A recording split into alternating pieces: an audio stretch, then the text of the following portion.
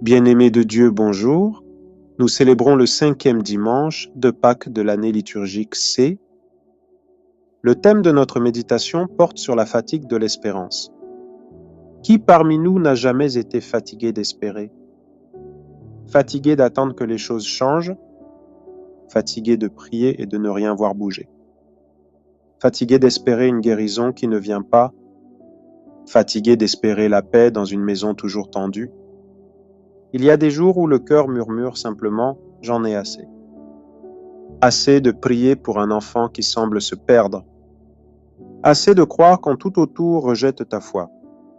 Assez de lutter, de rester debout sans soutien.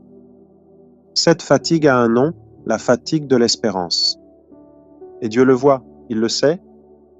Il ne te juge pas pour cette lassitude. Il ne détourne pas les yeux de tes soupirs.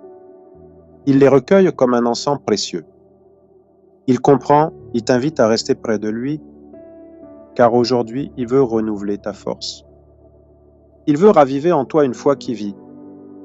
Ce moment n'est pas une routine, c'est un rendez-vous.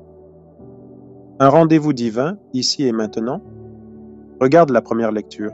Paul et Barnabé avancent. Ils traversent les villes et les épreuves. Pas de gloire, mais des coups. Pas d'applaudissements, mais des rejets. Blessés et persécutés, ils ne se plaignent pas. Ils proclament « Dieu a ouvert la porte de la foi ». Ils rendent au témoignage, pas à leur force, mais à Dieu.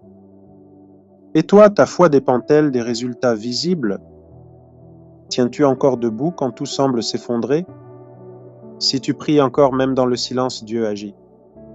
Si tu tiens encore, ta fidélité porte du fruit. Même si tu ne vois rien, Dieu travaille en secret.